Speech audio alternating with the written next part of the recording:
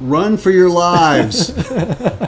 It's Excessive Celebration here on Crossover Sports Radio with all kinds of activities happening all around. That's a sound that can enlighten and frighten all at the same time. You know that Excessive Celebration's coming if you've heard it before. If you just hear the sirens, who knows what you might be thinking. Yeah. I think we just won our game of Jenga, though. I think we did.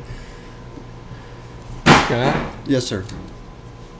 What did we miss this week in sports? Did anything happen this week? There was some sporting events that occurred, yeah. Can we talk about the letdown in the NFL by one Detroit Lions? Well, it's interesting you should mention that.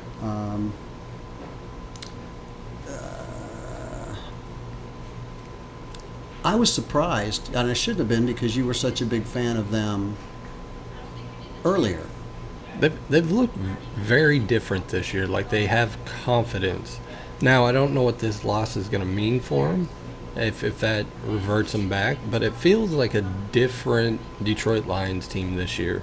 And I don't know if it's just all Stafford or if it's just a collection. Their defense looks amazing. I mean, what they did or what they were able to do to the Chiefs themselves and kind of, I don't want to say stop, but they've halted it to some degree, their offense and what they were able to do.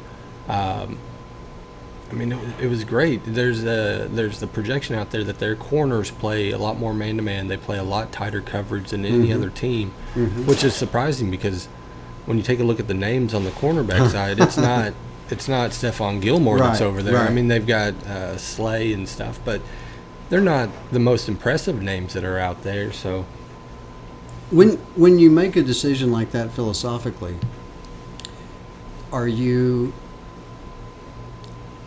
counting on the safeties to play a more responsible role, or do you just believe in your heart that the corners can get out there on an island and even if they are serviceable, they're capable, or do you change based on the personnel on the other side of the field game to game in that approach? It's hard to say because I would think every cornerback in this league should be able to play man-to-man. Yeah, you would hope so. That's a starting corner, right? Not the nickel guy or the dime guy. But you do have those rare instances where you get like a Josh Norman who plays better in coverage for some reason, plays better in zones. Plays better when he's mad. Exactly. It's one of those weird things that, to me, I would think, even coming out of high school, most of those corners, and I know some guys played like quarterback and they converted them over, or they played running back and they converted them over, but a lot of those guys should be able to lock down a guy at least 70% of the time reasonably.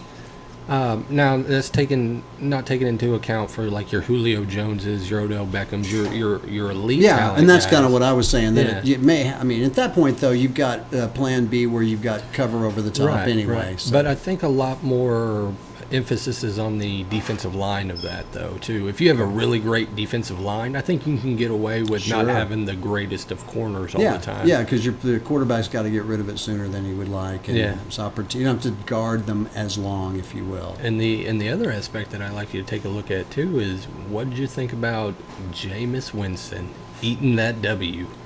He ate it. Yeah, that was impressive. Who saw that coming? Nobody.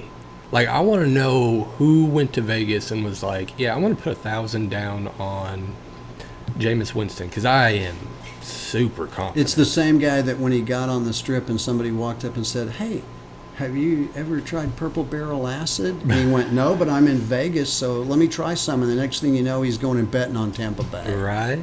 Yeah. Like, now he's back out there going, hey, where's the acid guy? Yeah, right. I don't know what happened to LA. I mean, they were going back and forth for a while, but Jameis finally woke up a little bit, and I don't think anything was said different during this week than previous weeks. Maybe he's finally kind of got it. Bruce Arians is a heck of a coach. Oh, he really is. Heck of a coach. Speaking of fairly loud noises, What about Aaron Donald? Is he any good? Aaron Donald's not bad. You know, that's okay. So Sue gets the touchdown, right? Right. And I think there's those guys in that league that play up to somebody else's level when they play somebody like. So you got Sue and Donald that play relatively the same position. I think Sue, for I would say the better portion of his career, has underachieved on what he could really do. But when he plays against guys like Aaron Donald, even though they don't play actually against each other, I think it raises his game. You guys want to talk all this noise or all this hype about Aaron Donald? No, wait, look what we can do, or look what I can do. Do you think Sue sometimes relied on his reputation, Yes. and as opposed to going out and trying? And I mean, the guy's a pro, Right. and but I think everyone in their jobs find comfort zones at some point and then lean on either their past reputation or certain things to get by. And I agree with you. I think, it seems like that happens a little bit, Bill. I'm thinking of Clowney, for example. That was going to be my next name that I'm going to throw out there. Yeah. Jadeveon Clowney is the perfect example of that. This Hey, guy, hey. He doesn't say that very Yeah. often, so I'm buying in. this guy, you could see the talent level at South Carolina, and you could tell he wasn't full gear all the time. In the pros, he started off the same way. Like, he's not going full gear all the time. I still don't see it, and I still think he's underachieved. I would have thought Clowney coming out of college would have been just the next big thing. Yeah. But Well, to me, if he you just- remember, we talked about Peppers a couple of weeks ago, and that Yeah. was the first thing I thought of. Not necessarily the same type of player, but the same level of athleticism that seemed to transcend everyone else on the field.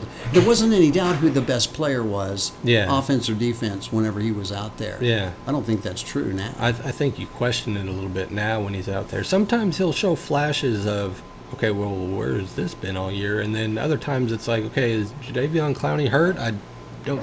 Oh, no, he's still out there and he's not doing anything. Yeah. And I know some of that is the offensive schemes around him, but you can't tell me whenever they had J.J. Watt and Jadeveon Clowney that team shouldn't have had way more sacks than what they put up. Right. It's funny that you came out of the gate talking about the Lions, Bill, because I had that written down here for the opening. Just a few things on some of the games this weekend. Yeah. Lions had the Chiefs on the rope, and then on the ropes, and then Cleveland. And we could talk more about this also in our NFL segment. Mm-hmm. But I'm just telling you, Cleveland's offensive line looked better. Well, it couldn't look any worse. No, but it's even though Baltimore's defense isn't what we remember or how we see what we think of with a Baltimore defense, it's still Baltimore defense. Yeah. And it wasn't like you could walk out of there saying, well, they just beat the Cardinals or they just beat whomever, the Jets or somebody like that. So I was very impressed with them offensively. And I saw still tons of room for improvement there, Bill. Yeah, I think the biggest takeaway I actually had in that game was the defensive side for Cleveland. It's a lot better than what we thought it was. Yeah. Offensively, I think we hyped it up too much that there's going to be growing pains with this team because realistically, Baker's only been there for a year. Yeah, Nick Chubb's only started for, 75% of last year, and then you had the additions of Odell Beckham in there to where he wasn't there. I'm not familiar with Odell. He's brand new, fresh out the box. Yeah. So it's going to take some trial and error and some stuff. The thing I would really like to see more, and what's weird was, so last year with Higgins, the kid, the slot kid that just used to run deep all the time for the Browns, which I haven't really seen at all. And then you got Jarvis Landry. They featured Jarvis Landry a lot in that game. And I think a lot more teams, even when he was in Miami, they should have featured him a little bit more than what they did too. Jarvis Landry can get some yak yards. Yeah, in fact, at least the first couple of games watching them play, it seemed like and I guess it's from last year, but Mayfield seemed to have a comfort level throwing it to Jarvis. Yeah. And if you're Mayfield, you got to have in the back of your mind, how many throws can I make to this side before the guy on the other side goes off on me or has some comment or something afterwards? Yeah, and I don't know. I don't know that we're gonna I mean, I feel like it's coming at some point, but I don't know that it's going to happen as soon as we think it's going to happen, because Odell and Jarvis are such good friends that I think they can withstand all that. I think as long as they're winning, and I know wide receivers want their touches, and everybody wants the ball, etc. But I think if you at least make the attempt a couple of times to try and get him the ball, which they very rightly should do.